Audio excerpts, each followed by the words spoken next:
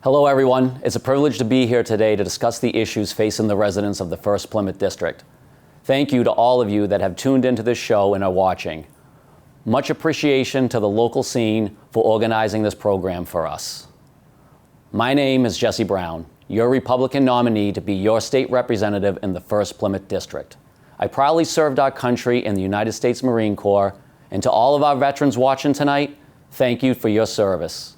Through hard work, my business partner and I created a successful telecommunications construction business that has kept people employed for almost 18 years. Also co-founded a nonprofit that has helped countless veterans in need. Proud father of a beautiful, independent 17-year-old daughter. I'm also 46 years old and a 25-year resident of Plymouth, residing in our home in the Manomet area. Member of the Marine Corps League and Veterans of Foreign Wars. I proudly sat on the executive board for many years of the Plymouth Chamber of Commerce and prior member of the Massachusetts Labor and Workforce Development Board. To everyone watching and listening, I want to be crystal clear. My commitment is to represent the interests of our residents and advocate tirelessly for the 1st Plymouth District. Today we will talk about what truly affects our community: affordability, sky-high cost of living, migrant crisis that's created unsustainable costs, lack of transparency in our own state government, fostering economic growth in Plymouth while protecting our natural resources, giving our first responders the tools and support they need and deserve. As your state representative for the 1st Plymouth District, you will have a person that will be effective, focused, reliable, and will work on the solutions for the issues we face. Our pledge to the residents of Massachusetts: your interests and well-being will always come first. Thank you. Ballot question 1 is whether the state auditor should audit the legislature. Can you explain the ballot question, why it is or isn't needed, and your position on it? Ballot question number 1 is to audit the state legislature. This ballot question is a very important ballot question because it's one of the main reasons I'm running, is that you have to have accountability up at the State House. This ballot question provides that, where it should have already been in the legislature right now. The biggest part we see is that the state government right now, it's one of the least transparent, least accountable, least accessible in the nation. They're not subject to any public records laws. They're not subject to open meeting laws. Bills getting passed in the middle of the night, which we've seen just in the last budget meeting. We didn't get anything passed. There was great bills that were there that did not get passed, that we don't even know about because the bills got put forth at the last minute in the middle of the night. So this is a very important question, and it should win tremendously by 80 to 90% as a vote yes. But my position on this is to vote yes. And it's one of the main reasons that I will be up at the State House, to be held accountable. Every person that's in the legislature up there should be held accountable, and they should want to be held accountable because we are representing you and not in the best interest of ourselves. Ballot question 2 is on eliminating the MCAS graduation requirement. Can you explain the ballot question, why it is or isn't needed, and your position on it? I'm going to read directly on this ballot question on number 2, which is the elimination of the MCAS as a high school graduation requirement. The proposed law would eliminate the requirement that a student pass the MCAS test in mathematics, science, and technology in English in order to receive a high school diploma. Instead, order for a student to receive a high school diploma, the proposed law would require the student to complete coursework certified by the student's district as demonstrating mastery of the competencies contained in the state academic standards in mathematics, science, and technology. Now, this ballot question is also very important for our students. My position on this is a no, and there are many reasons for this, where there's a standard in Massachusetts that has made us one of the top in the nation. The MCAS creates greater equity and quality of education that the student will receive. And we need to create high expectations of all students, not just some of all the students, for them to succeed. Teachers across Massachusetts have developed this test. So they're just teaching to what they're already going to test, what the students are going to test about. We need to address the needs of the students, which is a very small portion of them that are not passing the MCAS, and we need to address that and work harder so we are setting these students up to succeed. The bigger issue that we see is that the businesses that are out there, we need to have a competent, educated workforce, and if you eliminate the MCAS, you're gonna have students that are going into the workforce that are not as educated, and we're gonna suffer, workforce will suffer. So my vote is no on ballot question number 2. Ballot question 5 is on the minimum wage for tipped workers. Can you explain the ballot question, why it is or isn't needed, and your position on it? Ballot question number 5 is one of the most talked about issues that I see talking to the voters. Going to multiple restaurants, diners, pretty much every restaurant out there and every server, bartender, and person working in there as a tipped, waged employee are opposed to this ballot question. The biggest thing that they say is they're going to make less money. They already typically would make anywhere from $25 to $35 to $40 an hour with their tips. If they go to making the minimum wage, they're going to completely lose money, and on top of it all, jobs are going to be lost. The other aspect to this is that the businesses are going to have to charge higher amounts to all the customers going in there, which will decrease revenue for the businesses on top of the extra taxes that are going to be required for the businesses to pay. So you're going to see anywhere from a 25 to 30% increase just going out to eat if this ballot initiative goes through. My position on this, again, is a strong, strong no, and this is just from talking with the constituents and local businesses around here.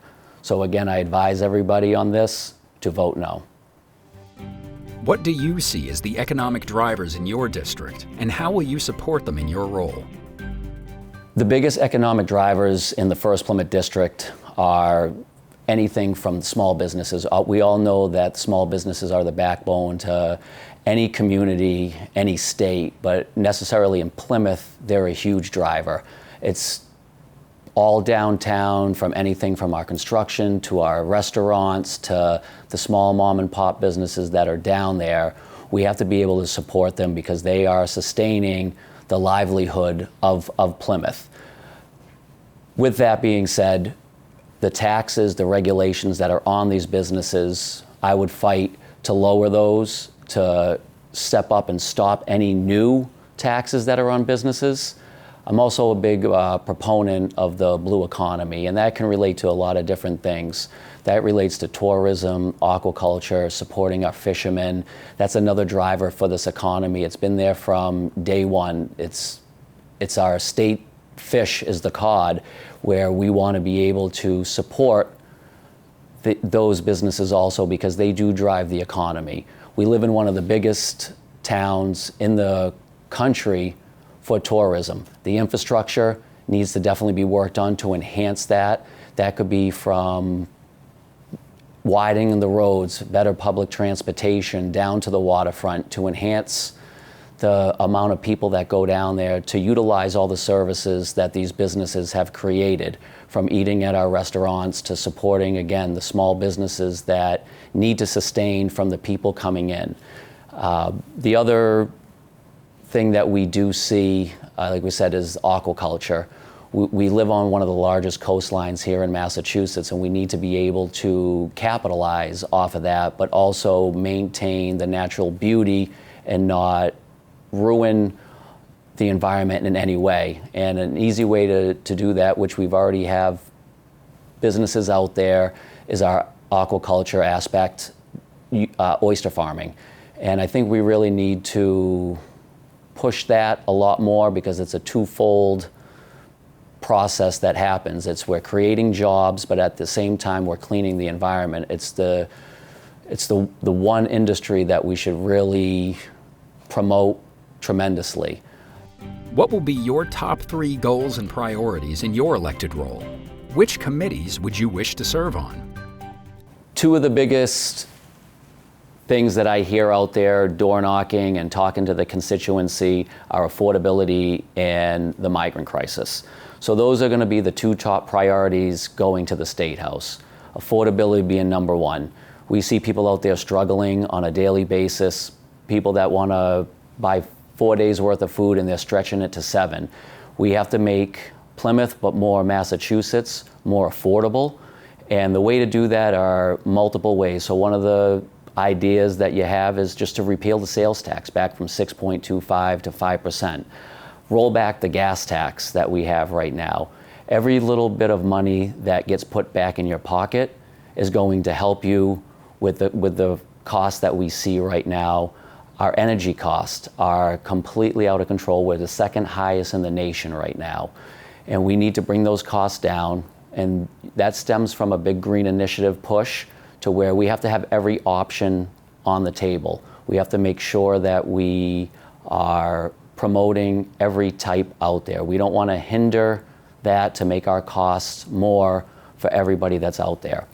Another big part is the migrant crisis. We all see it. That is costing us a tremendous amount of money. We are spending over $1 billion just on housing, and that doesn't include over the $2 billion that we're spending on the services for them before this crisis even happened. So we're over the $3 billion that we are spending annually on the migrant issue, and it's unsustainable. We have seniors that can't stay in their homes because taxes are getting too high. We have our young people that are fighting just to pay their bills and scrape by, and most of them are living with their parents, and you want to have the American dream. You want to be able to strive to have your own home. We see the affordability of housing right now in Plymouth is over $600,000 for somebody to get a home. That's pretty much unsustainable. You have to make $116,000 to live comfortably, with a family making over $300,000 here in Massachusetts. That's an unsustainable number. So we need to do better to bring these costs down. And the way you do that is you have to stop any new taxes, oppose them, but then work on reducing taxes that we see. We're just inundated with taxes, anything from our excise taxes to our property taxes to meals tax that had been implemented to Airbnb, alcohol tax, you just name it. Everything is taxed right down the line. So we need to stop that and roll those back. So my job while I'm up at the State House will be to do that for you, because I need to put more money back in your pocket to have you be successful. And the migrant crisis is a very important thing, which it also, again, as I stated earlier, takes away from local resources that should be going to you, the residents of Plymouth and the residents of Massachusetts. We need to stop the funding that we have for the $1 billion, just change the residency requirement on the right to shelter law. It's a very simple solution, but we need to do it. And there are a lot of people up there that agree with that. It just needs to be done. We need to stop giving driver's licenses to illegal immigrants. These are some of the top priorities that I will have up there, but it's the thing that I hear the most is the migrant crisis and the affordability issue. And that's what I'm going up there to fight for everyone from day one. So some of the committees that I would like to be on, the number one committee, being a Marine, I would like to be on the Veterans Committee. I know I work very well with somebody that's already on that committee, State Rep Steven Zaros, and we have done a lot of work with veterans over the years outside of the political realm. So that priority and working hand in hand with somebody else, will be able to get a lot done for our veterans that are still struggling. Another committee that I would like to be on would be the Telecommunications Committee. That's the industry that I'm in, so I could have a lot of insight to making that work the best for our constituency. How important is the art of compromise when it comes to representing all the citizens in your district and meeting legislative objectives? The question is the art of compromise up at the State House. It's probably one of the most important things that you have to be able to do. And if somebody is elected and cannot compromise, they should not be in office right now. You have to be able to compromise and come to a common ground, because you're representing all the people of the district. You're not just representing one group. It's every single person that you're representing, that you have to be able to understand them, talk to them, and then go up there and advocate for every single person, but put it all together. So there might be some bills that go on that you have to be able to discuss, and there's a give and take with it. And the biggest part of that is that the compromise aspect is, I can't stress it enough, is probably one of the biggest things that you need to be able to do. So for myself individually, I've had to do it my whole life. Within business, it's an everyday thing you have to be able to compromise, never mind with your employees, but also with the people that you're working for. So that art of compromising, I feel, is probably the number one quality, along with real life experiences, that you need to have in somebody that will get elected that's going to represent you, the people of the 1st Plymouth District. Thank you again to everyone for listening and watching, to the local scene for facilitating the show, and to all the other candidates for participating. Being able to relate and understand firsthand the issues and struggles that your constituents face puts you in a position to make proper decisions. Having a representative with vast experience of real-life situations in different areas of life, whether it's struggles or successes, is an extreme benefit for this district. Growing up poor with a single mother, enlisting in the Marine Corps at 17, working endless hours in the construction industry, being a dedicated father, creating and maintaining a successful business, consistently giving back to the community. Your vote for me will put a person in this seat that will represent your interests and concerns. I'm a hardworking, resilient, committed, dependable, common sense person, a proven leader who will get things done for the residents of Massachusetts and the 1st Plymouth. I want to thank everyone for watching. I'm Jesse Brown, your Republican nominee for representative in the 1st Plymouth. I respectfully ask for your vote on or before November 5th. It will be an honor to serve the people of Plymouth. Thank you.